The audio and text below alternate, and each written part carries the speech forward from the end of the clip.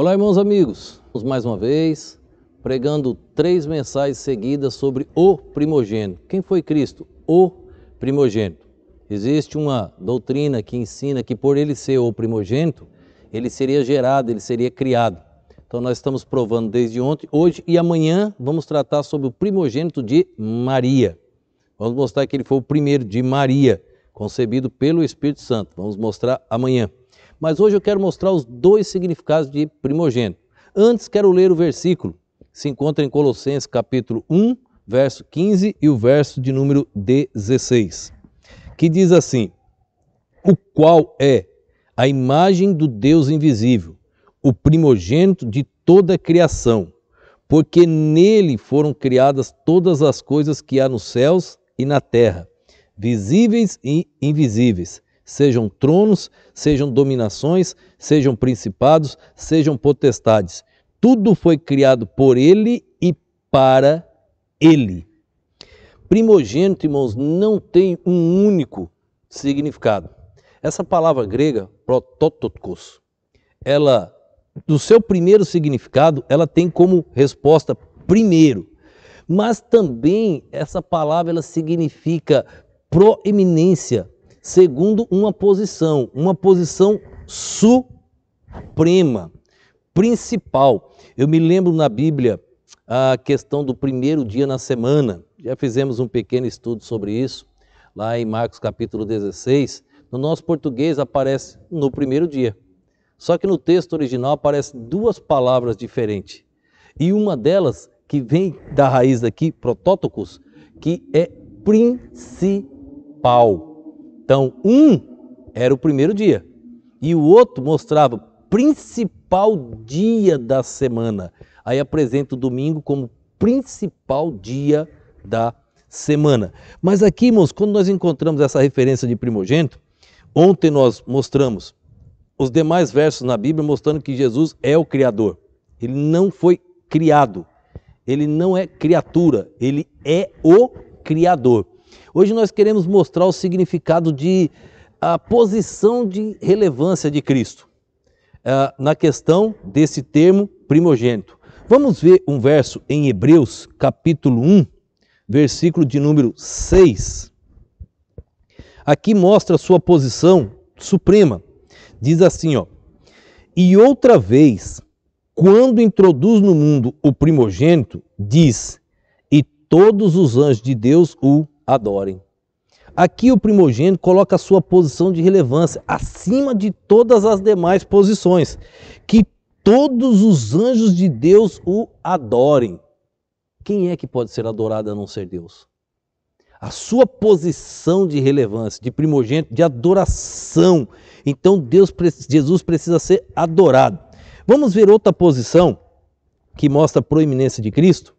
Romanos capítulo 8, verso de número 29.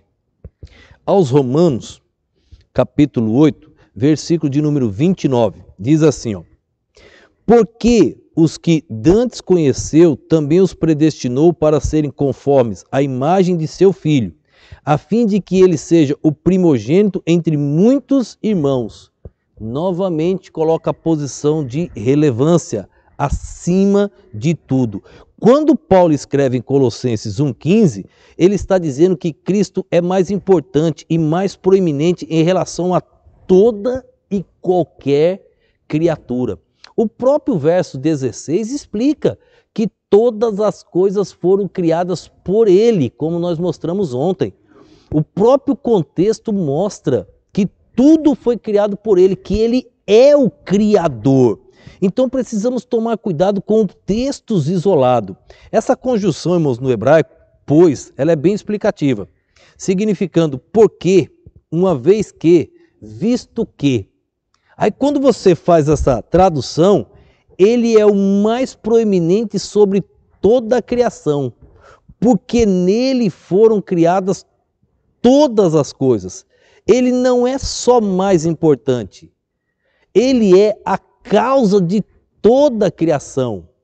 Paulo, quando ele escreve, ele não diz que Jesus foi a primeira criação. Paulo, mas e sim, ele diz, o primeiro de toda a criação. Ele não foi a primeira criação, não tem isso escrito na Bíblia. Ele foi o primeiro de toda a criação. Na sua relação com Deus, Cristo nunca foi chamado de primogênito. Nunca. Na relação de Cristo e Deus, ele é chamado de unigênito, único, que nós vamos ver também o assunto sobre unigênito. Na relação com Deus, ele nunca foi chamado de primogênito, mas sim de unigênito. A frase não mostra primeiro criado, e sim primeiro em posição. O texto de Colossenses mostra a proeminência de Cristo, a posição elevada de Cristo, não primeiro, como alguns querem colocar, é o grande erro, não primeira criação, mas sim o primeiro de toda a criação. Cuidado com essas frases isoladas que as pessoas pegam e acabam criando confusão na cabeça dos servos de Deus. Jesus é Deus, nunca deixará de ser Deus, Ele é o Criador, o Todo-Poderoso, Ele é o Filho do Deus vivo. Eu sou, Ele disse, e usou este verbo várias vezes. Só Deus pode usar este verbo. Olhe, muitas pessoas, Satanás, ele é enganador, e muitas pessoas estão caindo nas garras de Satanás, com doutrinas de engano. Se você estudar a Sagrada Escritura, se você dobrar o joelho, pedir orientação ao Deus eterno, você nunca vai cair no engano. Tome cuidado, não deixe Satanás te enganar. Duvidar que Jesus é Deus é uma aberração, é algo abominável. Só em pensar que Jesus não é Deus, já estamos traindo o Criador. Não deixe Satanás colocar isso no teu coração, jamais. Amanhã nós vamos explicar Jesus, o primogênito de Maria, e mais uma explicação provando que Ele é Deus. Vamos orar. Obrigado, Senhor, por esse dia e por este momento. Obrigado pela Tua perfeita e poderosa palavra. Abençoa as pessoas que estão assistindo e ouvindo.